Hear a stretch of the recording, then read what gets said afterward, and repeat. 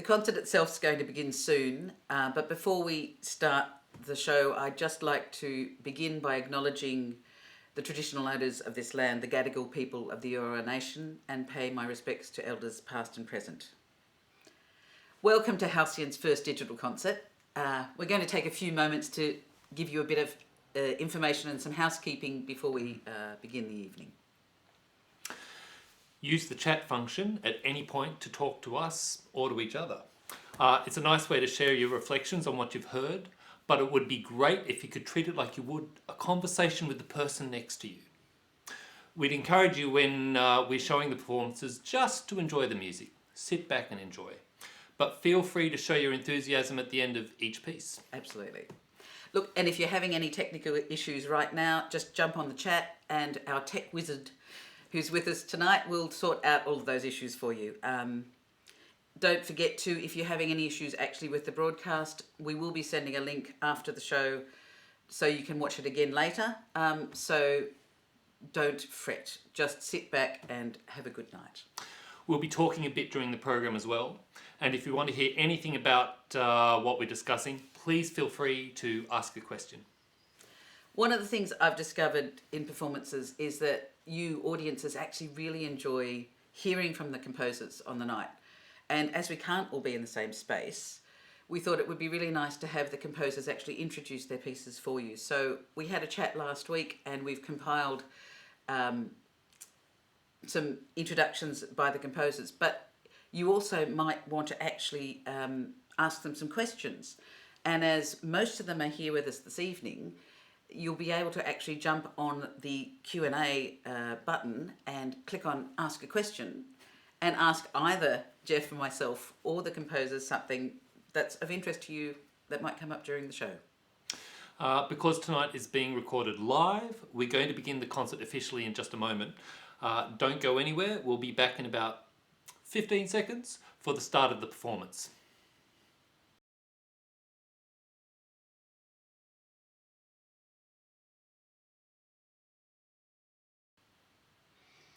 Welcome to Holding Light. Tonight's concert features four brand new works by composers Kate Reid, Andrew Schultz, Larry Sitsky and Gordon Kerry, and a brand new reworked piece by English composer Nicola Lefanu. It's a really great privilege to give these new pieces their first performances, and we're really looking forward to sharing them with you tonight. Jeff has suggested to me that there are some of you out there who don't know who Halcyon is. We began in 1998, but two intrepid singers, Alison Morgan and myself, decided that we really wanted to work with instrumentalists. It's such a cute photo. What a photo. We really wanted to work with instrumentalists and make chamber music. We loved being an instrument in the ensemble. And over almost 23 years now, we've performed hundreds of works from Australia and around the world. And over that course of time, we actually decided it was really important to grow the repertoire as well. So we've done a lot of commissioning, and tonight is no exception. For this project, we really wanted the composers we approached to write a short work for us that explored the duo as an equal partnership. There was no stipulation on the theme or the territory they had to cover, and so these pieces cover an extraordinary amount of ground, from the meditative to the, well, I dare say quite violent. That's right, in very, very tiny capsules. Yeah, we wanted the composers to find a text or a poem that really spoke to them, and so we've actually got some really beautiful poetry tonight, and there's some just wonderful word painting in a lot of these songs too. So I think all of these composers really understand what music can do, what music can do to lift poetry. They know how to treat text well, that's for sure. So you're going to be hearing quite a lot of from us during the evening, but let's for now sit back and enjoy the first couple of pieces and hear the composers as they introduce them for you.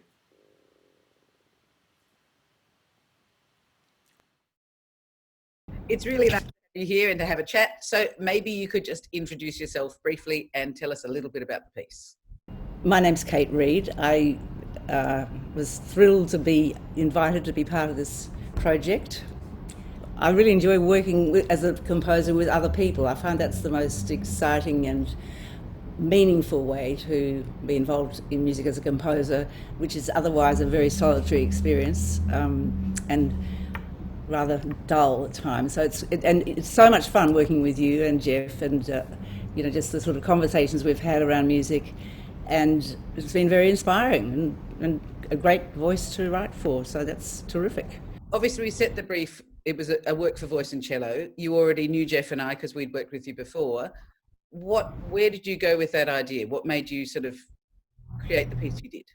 Well, I love reading poetry, and I went to one of my favourites, Judith Wright, being an Australian woman and someone whose poetry really speaks to me. And she's got, and then I just thought, well, she's got this whole section on birds, and what a great sort of idea to write a few songs about the birds that Judith Wright's been talking about. And then we just workshopped it and had fun with it. And it's really nice to have a piece that has lightness and humour and fun. And, we don't have to take too seriously. It's serious music, but it's also, it doesn't take it, it's cheeky. The thing about this poem, and it's why I'm drawn to her poetry, is that the words they so evoke a sound, and you really can create a sound. You can paint the words, with the music. And I mean, I just think that there is such the fact that you and Jeff work so well together, you can get these two different kind of sort of ideas going at the same time. One might be the bird, or one might be the city lady thinking, or whatever it is, and they kind of interact and overflow, and it's fun. It's like acting. Why the wagtail, and what did that particular poem and that bird, because he is so quirky, sort of create in your imaginings? It's interesting because all birds are quirky in their own way, I mean, then they've all got, I hate to say it sounds like a bit silly thing to say, but they've all got their own particular personality, if you can use that for a bird. But the wagtail is so kind of neat and tiny and organised and sort of together, and it was just something about it that made me want to set it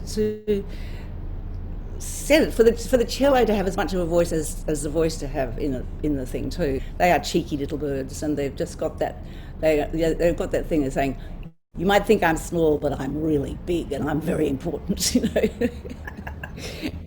The best thing about working with you is all the notes that you give me, and Jeff too. I mean, it's really good. No, it's great, because if you don't have that, you don't know what you're doing. But it also, I think one of the things I love about it is it helps you really hone what it is you actually want to say. Because we go, why don't you do this? And you go, no, I don't want to do that because. And that's actually part of the conversation too. Absolutely. And I was looking back over the numerous emails we've had over the years on other songs and projects, and how you really have encouraged me to question certain things that you might have said, and it's been really helpful, because you do start to have the confidence that you have an idea here, and I would like to see how that worked out, but with the help of the experts, on the ground, as it were, who can come back with their interpretation and their input. It's a terrific thing, really good.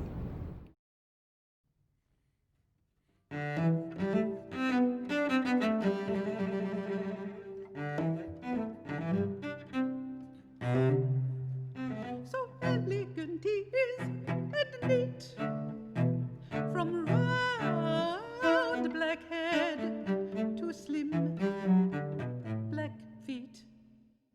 He sways and flirts upon the fence, his collar clean as innocence. The city lady looks and cries, oh charming bird with dewdrop eyes, how kind of you to sing that song. But what a pity, she is wrong. Sweet, pretty creature. Yes, but who is the one he sings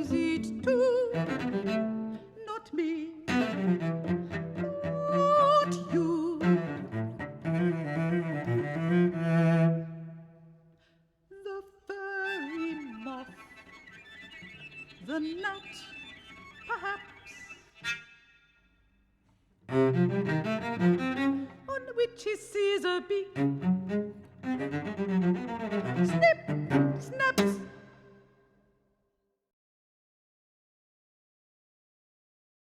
I'm Andrew Schultz, and we're discussing the piece I've written for you, Jenny, which is called Flock of Angels, setting for voice and cello of a short section from The Prophet by Khalil Gibran.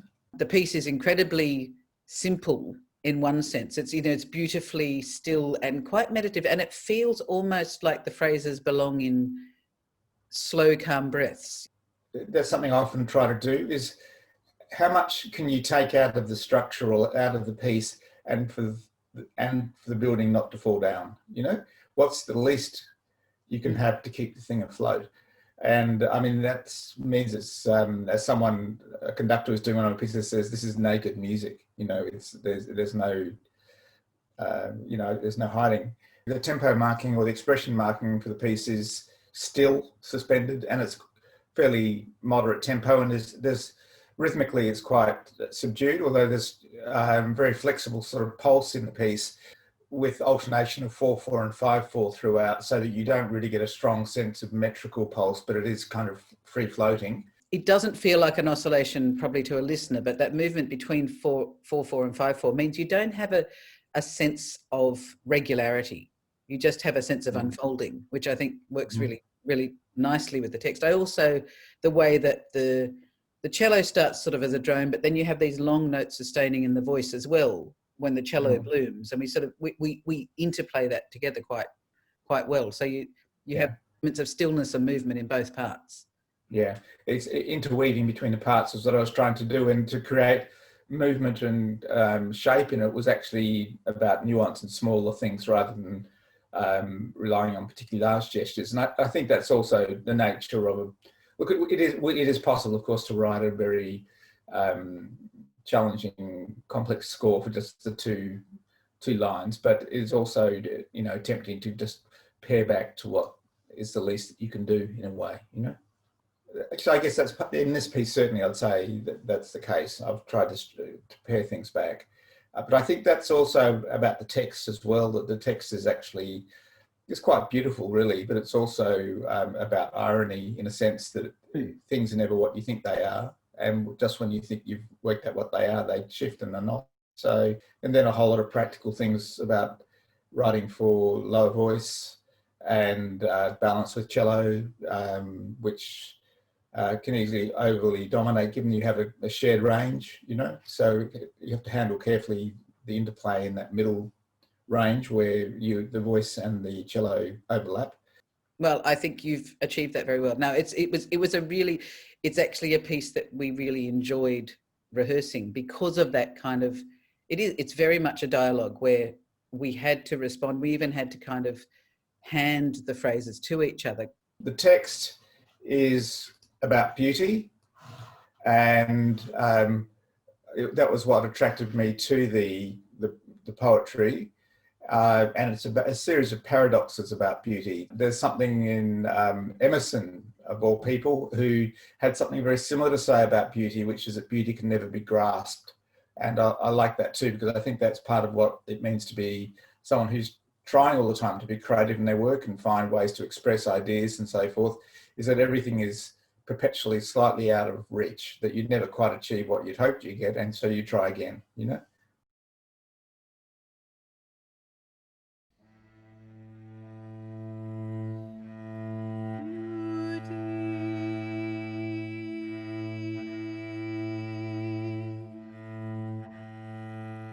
Is not the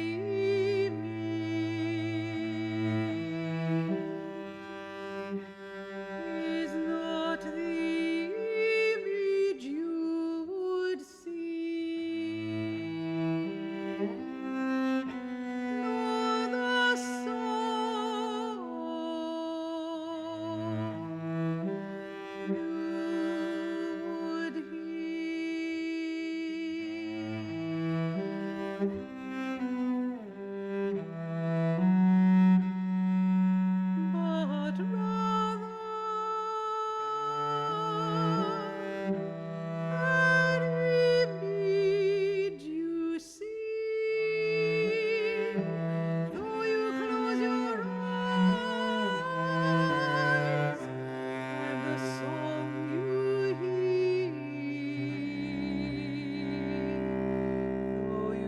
at your ears.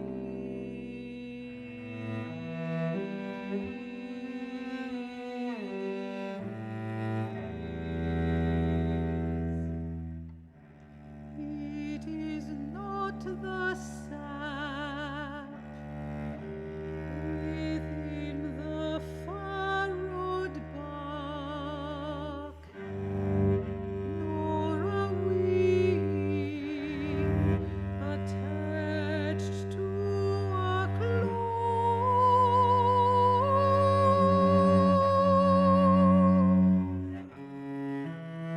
but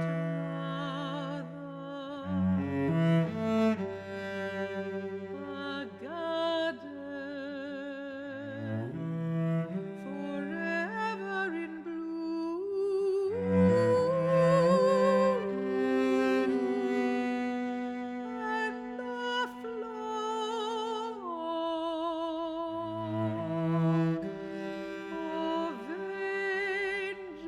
forever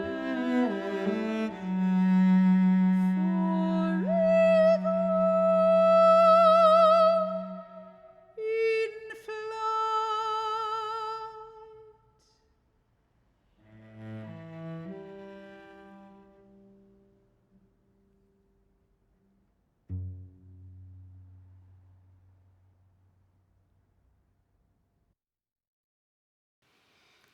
I have to say that's quite a nice way to do a world premiere from my armchair. Oh, but indeed, if only all world premieres could be like this, eh? But look, it's fantastic to hear these works finally coming out, and that's a start of the program to quite different works for us. Yes, indeed, and what a lot of territory we have traversed over the years at Halcyon. Absolutely. Look, I first started working with Halcyon 20 years ago. It's hard to believe. It is hard to believe, but all the way back in 2001, and that very first program that I did with Halcyon, it was huge. Back when I was young and fearless, we did the Ravel Chanson Médicas, and then Ross Edwards' Menina One, which we've had a long relationship Very with. much our party piece. But now, isn't yeah, it? but that was our very first performance of that work. And then I also did this incredible work with Alison, songs by John Tabner. And that was my first experience of performing works for voice and cello. And I did a couple of works with Alison over the years. There is actually quite a repertoire out there for soprano and cello, but not so very much as we've found for mezzo and cello. And No. so However, back in 2016, we did actually find a whole program of works which we performed together. It was our first duo program indeed. of Earth and Stars, and probably it was about that time that we started videoing the performances. And I think you'll find that a lot of that program is actually up on the YouTube channel. Yeah, definitely worth checking out. Little drop, but it's really nice to have these videos of performances for people to be able to go back and actually re-listen to works. So we hope you'll even do that with tonight's concert, not just hear the world premiere, but actually go back and get to know them a bit better. Indeed, great stuff to revisit. So from 2016, after performing that program, it became our little mission then to grow the repertoire Absolutely. for mezzo and cello. So it's one of the cornerstones of the project tonight was actually being able to bring wonderful new works to life. So we have how many? 4 world premieres, but then this next work we're about to perform by Nicola Lefanu is actually a reworking of a work for voice and viola. Not that you'd know. No, well, Jenny had the great idea to have it reworked for cello instead of viola, and of course it sounds infinitely better. You're biased. No, I'm not biased. It's just a better instrument. So we have these 3 songs for Jane by Nicola Lefanu, and then after that you're going to hear the world premiere of Larry Sitzky's 2 songs on a C pedal. These are great to play, difficult, violent, fabulous. I really, really enjoyed playing these pieces. Absolutely. So we'll let Nicola tell you a bit more about her piece. Of all the composers on the program, everyone else is an Australian composer based here. You're our international guest for the evening. Thank you. We first met in Australia. I remember meeting in the cafe of the bookshop in Glebe. because, as you know, I'm married to the Australian composer David Lumsdaine. And so I've been to Australia since 1976, and I love the country very much. And we used to come almost every year, but now being much older, unfortunately, the visits are very few and far between. This duo is 3 short songs setting Japanese texts in English. And I love setting poetry in translation because when a poem is translated, it enters a new life. Language captures a culture. When you go to another language, you've changed it completely. And of course, when you set a poem to music, you change it completely. And so I'm much happier setting poetry in translation than I would be, say, setting a Shakespeare sonnet or something, which simply doesn't need music and which you can't allow, I feel, to change into a different medium. These are 3 very small poems with the wonderful vivid imagery that's typical of, I think, Japanese poetry. The first one is a little haiku. The second one is a description, beautiful evocation of a landscape. Something else, the vivid images of landscape are very beautiful in Japanese poetry. And the final one is a drinking song, which is about warding off old age. I wrote these songs as a birthday present for my cousin Jane Darwin when she turned 70. And so a song that said, just have a drink of brandy, have a party, and tell old age to go away. That seemed like a good idea. We've been having conversations for more than a decade, quite a long time now. Yes. And, you know, we've only actually performed one of your pieces, but we've talked about many, many others before this one. So it's really yes, to showcase this sort of new work for us tonight. That's right. Perhaps because we'd had conversations, it was a pleasure to then decide that I could arrange my soprano and viola work for mezzo and cello, which works just as well. It must be interesting to have conceived of it in one way and then to recreate it in another way with another life. You know, what does that do for a piece for you? Well, the colour is altered in a very fascinating way because obviously the timbre of soprano viola as opposed to mezzo cello is remarkably different. In some ways, of course, the change is an easy one because with the viola and the cello having so much in common in terms of practicality, fingering and so on, bowing, all of that, that's a help. But the timbre is extraordinarily different. And so it was not a case of just making transpositions. It was often a case of thinking, this sounded in a certain way on viola, how shall I have it sounding on the cello? You've written a lot of vocal chamber music. I mean, that's sort of a very much distinct part of your work. So this obviously draws you to that. So what is it about that form that you love so much? Partly because I love writing for voice. I always have. I've written 8 operas, and probably some of my happiest times have been working in rehearsal on those operas. And some have had a long run and many productions, and some have just been done, you know, one run, that's the end. But it doesn't matter that there's something wonderful about hearing and watching voices creating something. And then, quite apart from the opera, yes, there's vocal chamber music and vocal solo music, all of which reflects both my love of the voice because it's such a personal instrument, and also because it takes us into poetry, and it takes us into poetry in a very different way, because when you read a poem, you can take the whole thing in at once off the page. But in music, it's time. I mean, a poem that takes 1 minute to read takes 5 minutes to listen to as a piece of music. So you do go into the literature in a different way. Thank you very much for joining us. Delighted to join you, and particularly to hear you singing the pieces. Well, it's been our pleasure. Thank you.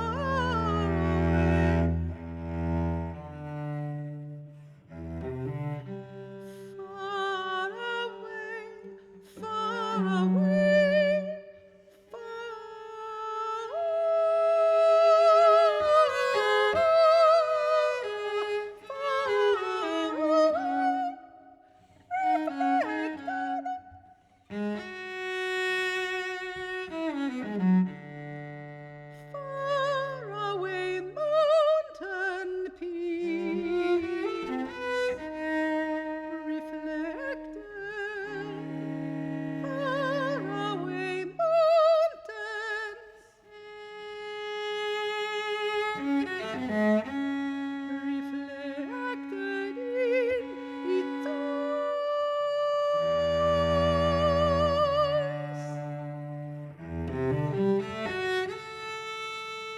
The dragonfly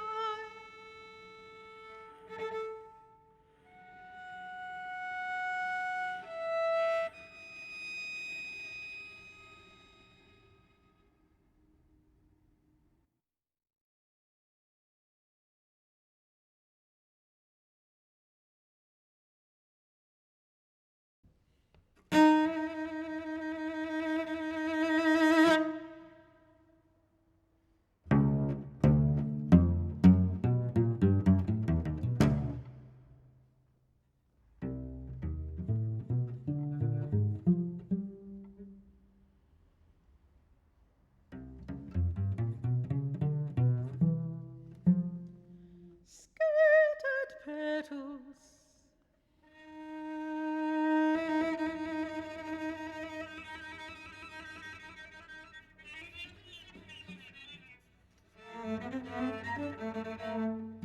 Drift, drift on the ruffled water.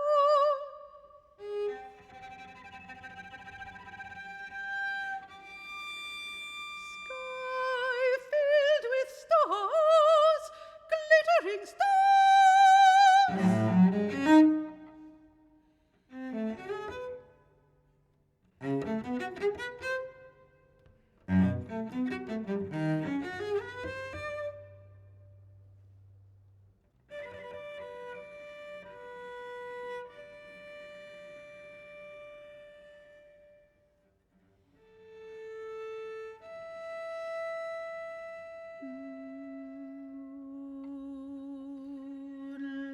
moonlight scattered on the water.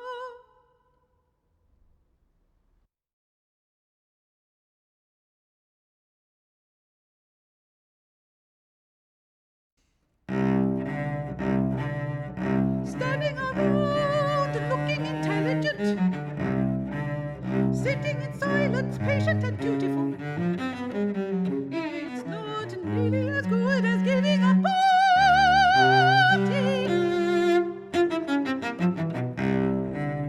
Standing around looking astute, sitting quietly, bothering nobody. It isn't much fun. Not nearly as good as giving a party or having a fling, or better still, drinking brandy.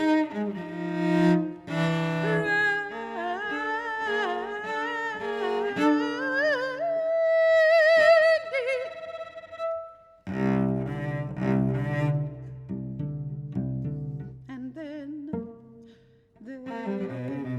when you see old age try to come in, lock the door.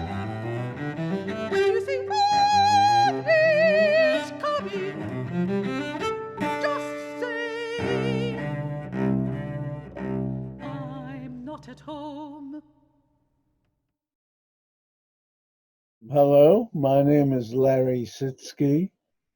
I'm here to say a few words about a recent piece I wrote for voice and cello.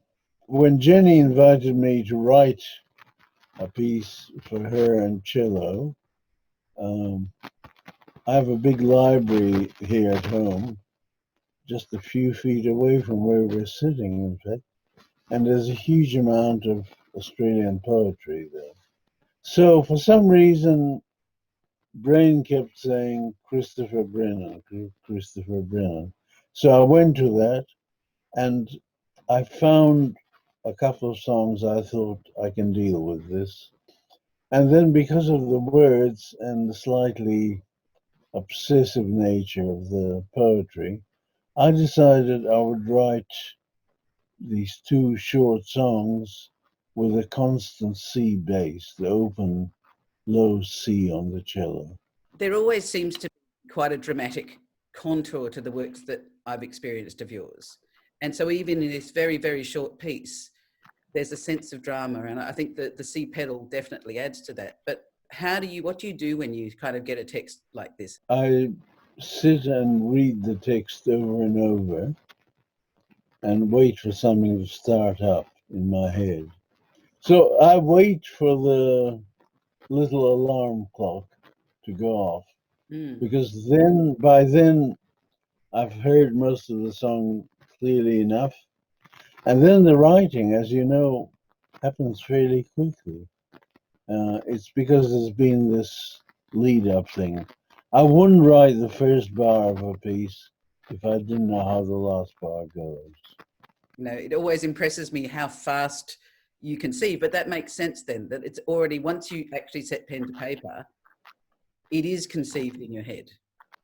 It is. I also now have learned, I'm about to turn 86, so I should have done it by now. I now know what kind of texts work for me. And so, whereas before I'd be floundering at that very first step, now I have a sense of security about the words. I also, as a habit, and it's now become routine, before I start a piece, I tend to set myself an obstacle course. Sorry, if I don't set up the obstacle course, then the music is simply in danger of picking up old tricks from past pieces. And I don't want to write the same piece again with different instruments. Once the start button has been pressed, then purely musical considerations take over. In other words, I don't need the adrenaline kickstart thing anymore. I've done that. Yeah. So then the rest is musical logic and what the voice does here, the cello will do this. It's all that stuff then. For me, even a little song, it's theater already. Yes. You don't need fancy costumes and swords. And once you come out and start doing the thing, it's theater. So even a short poem is a operatic scene, if you like.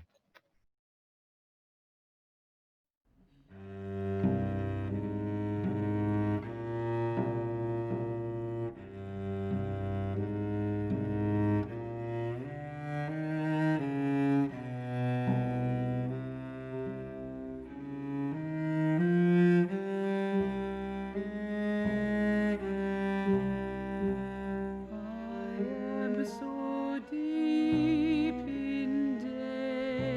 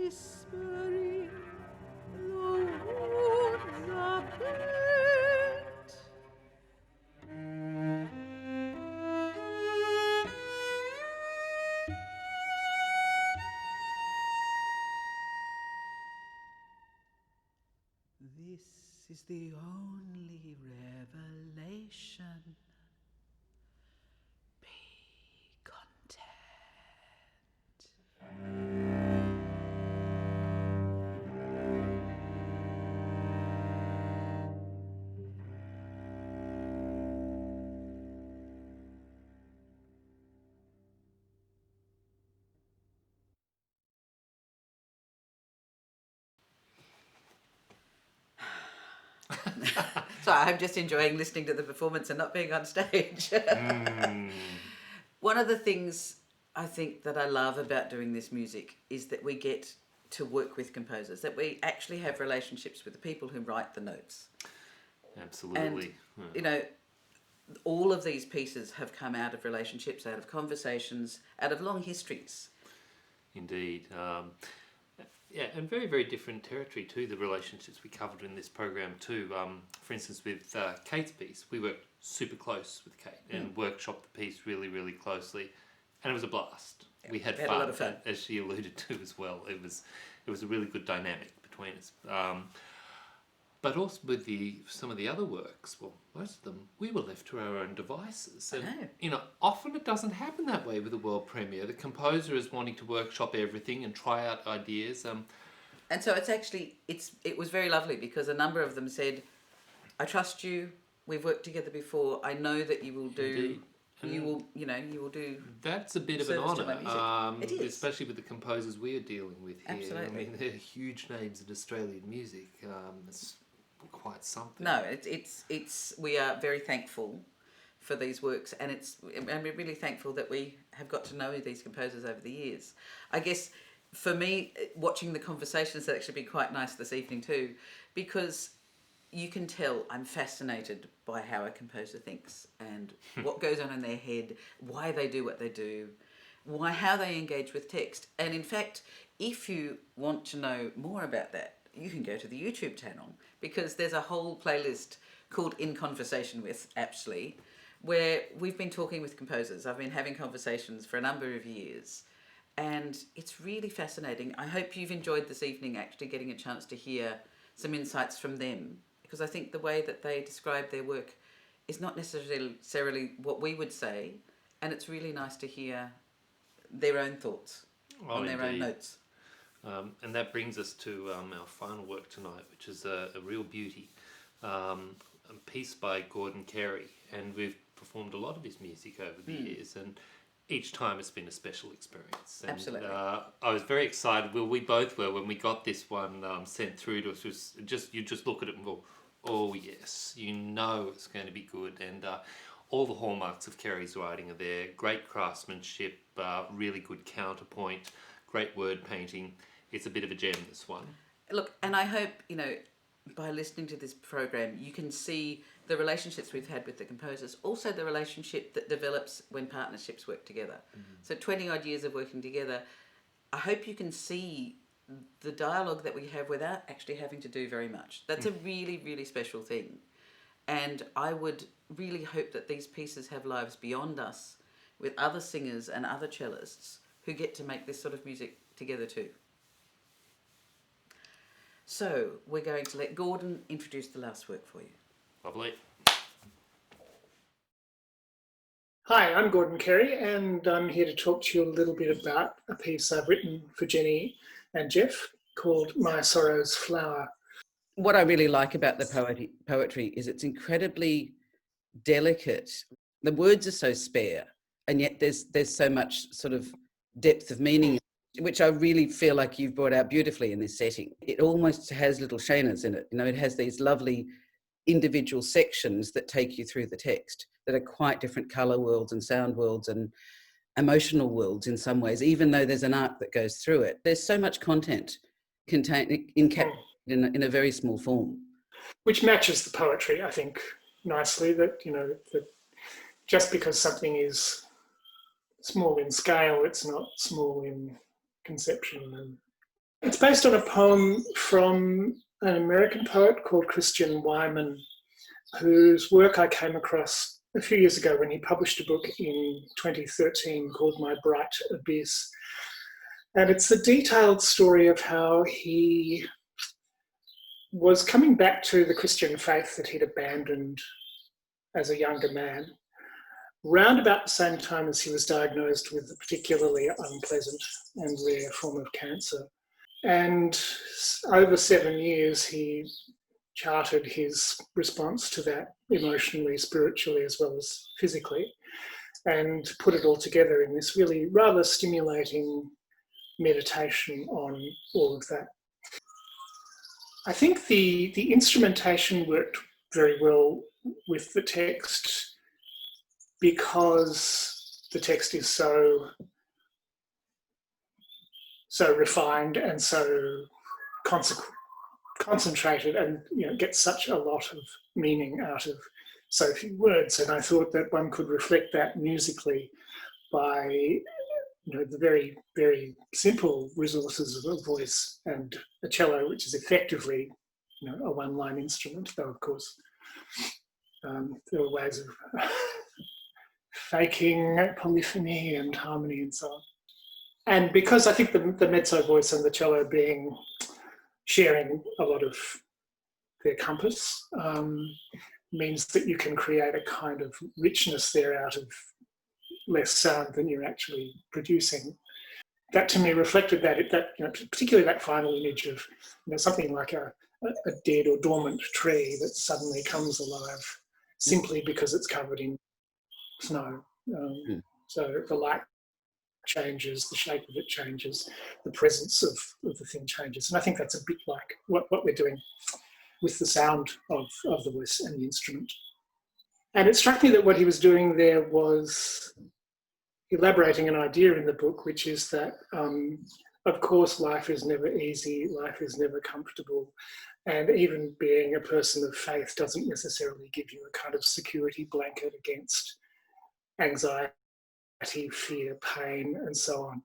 But it is possible, he says, to find joy in sorrow, or at least joy is always kind of underpinned by our experience of sorrow. So there he is looking at a tree in winter, assuming that it's the time of dormancy, the time of death, the time of negation, and sees this tree covered in snow, and it's transfigured, it's beautiful, and that's a great moment of joy for him at the least expected moment. And I think that's something that's a universal kind of experience, I think, which is why I felt I would like to turn it into a song.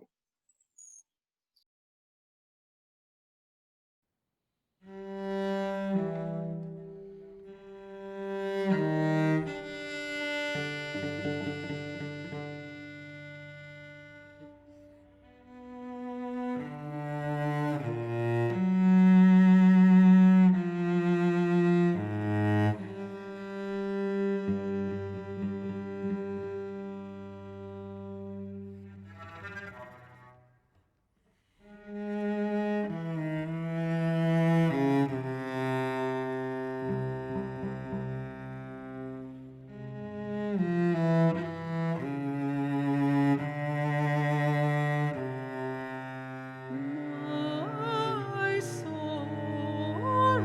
flows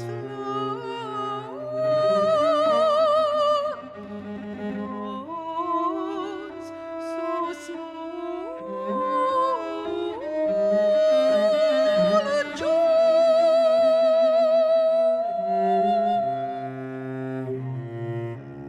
It took a winter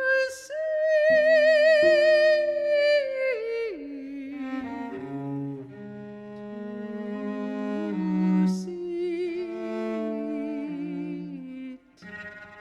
as such.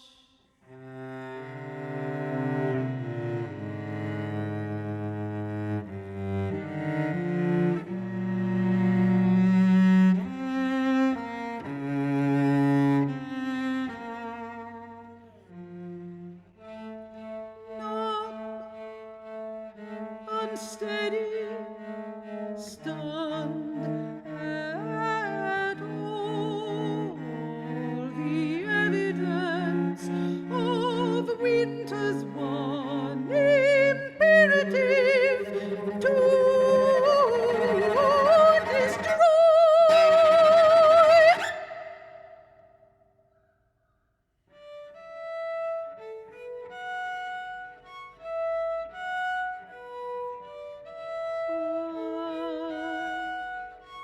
Looked up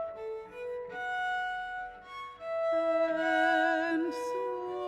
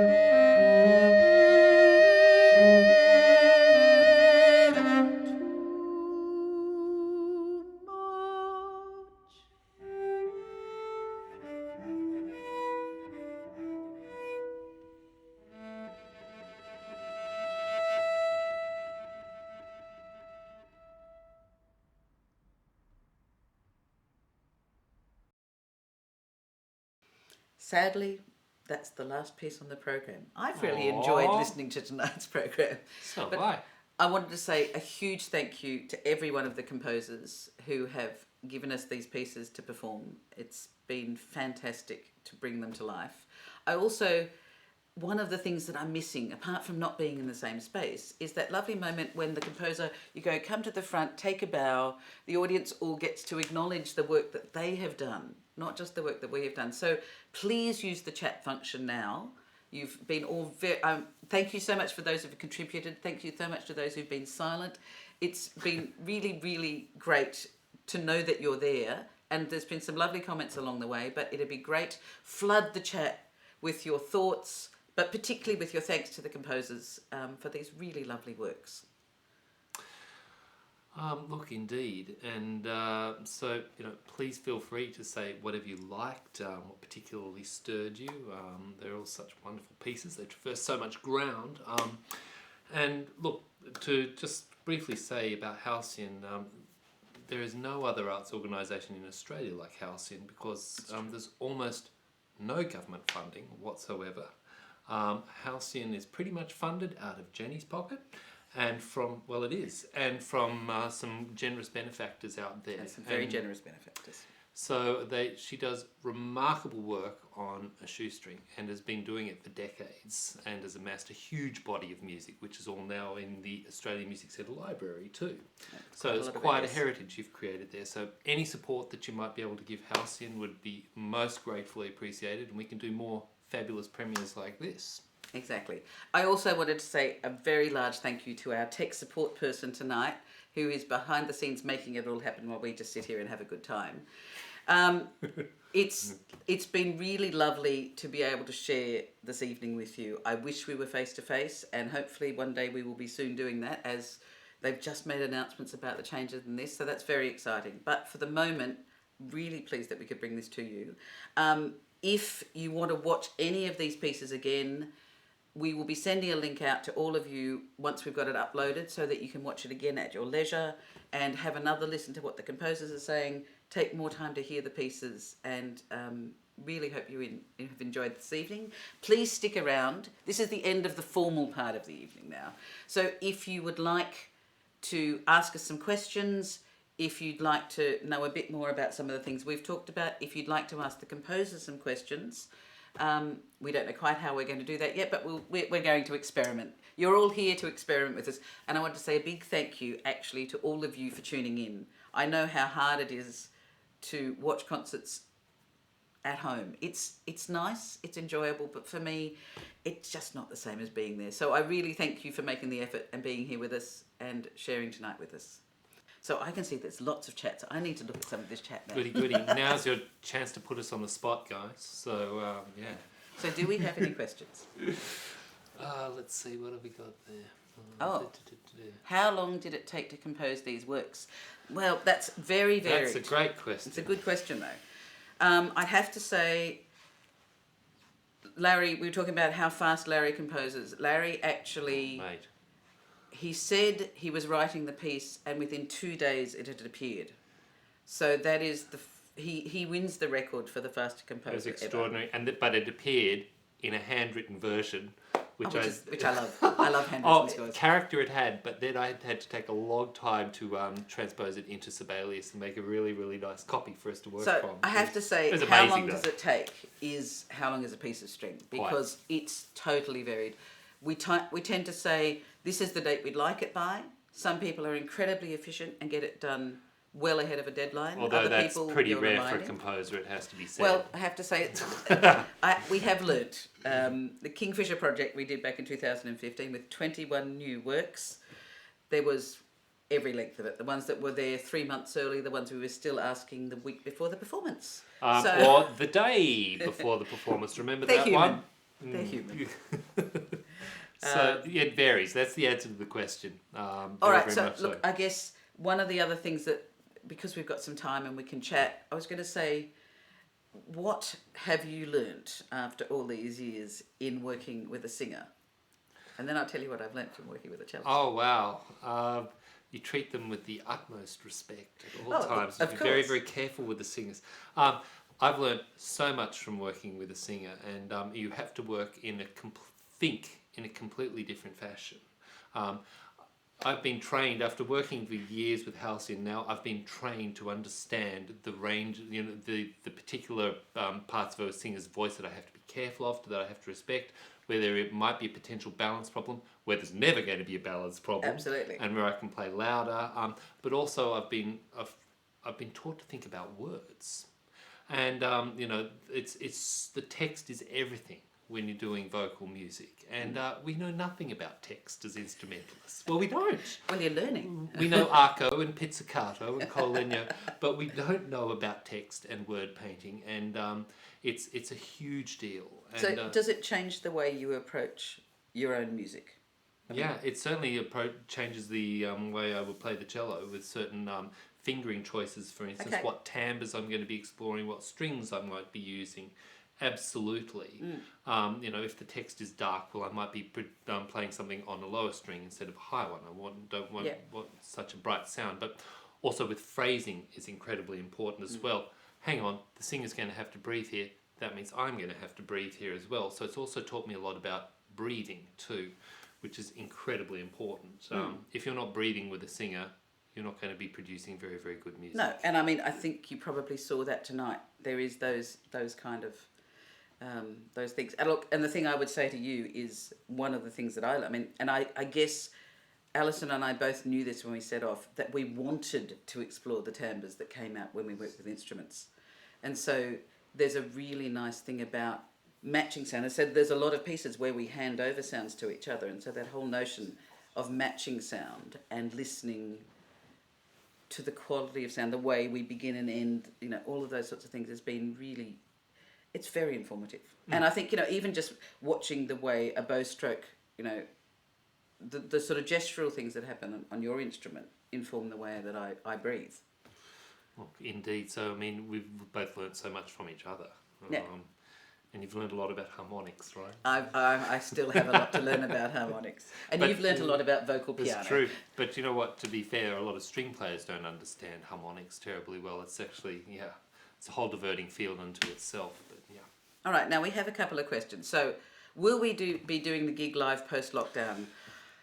It's an open-ended question, really.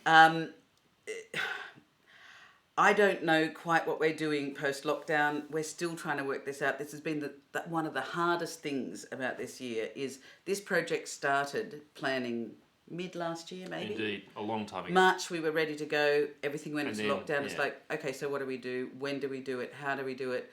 And so we just went, look, we want this to happen.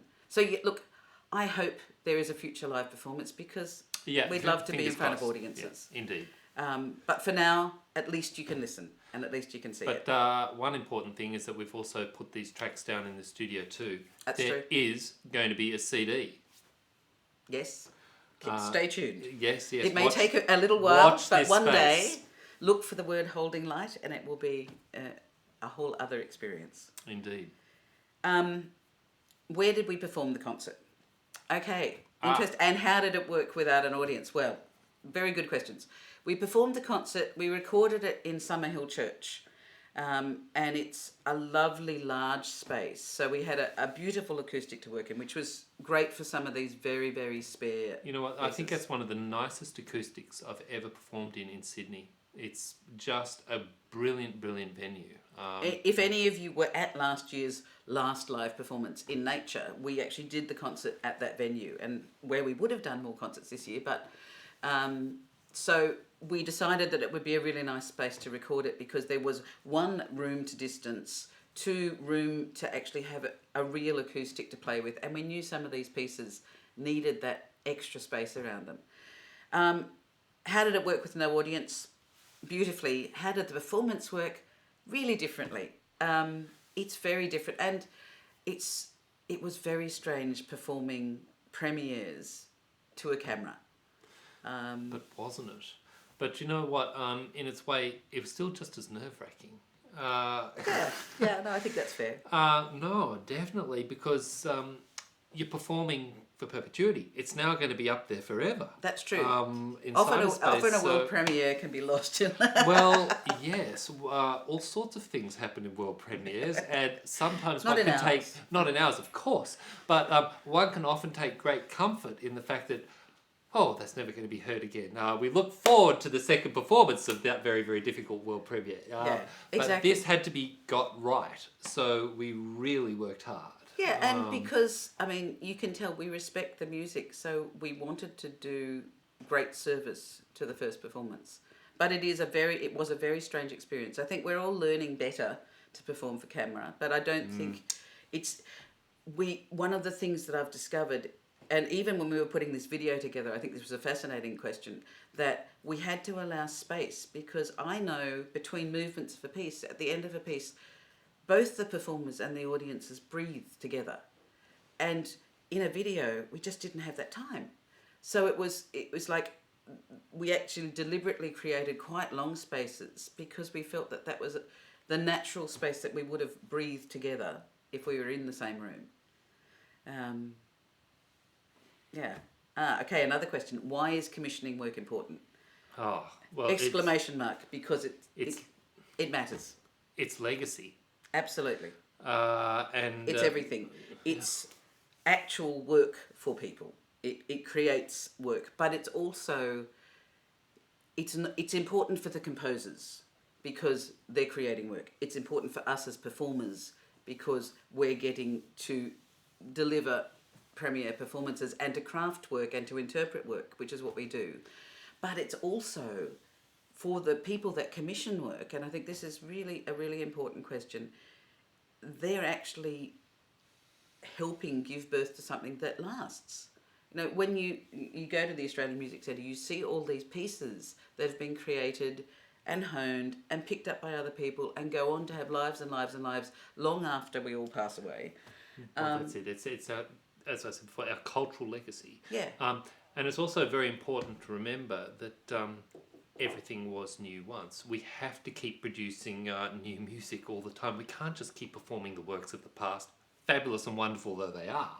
But we don't have future works unless we have present works. Indeed. So it's about, we want to speak to contemporary culture, and I think, you know, we are of our time, and that's why it matters what the composers of our time are saying and what the performers of our time are saying. But in a way, we're just doing what people have done for hundreds and hundreds of years. Back when Mozart and Beethoven were around in the classical era, most of the music that you heard in concerts was actually modern music. It was music of the time that was newly composed.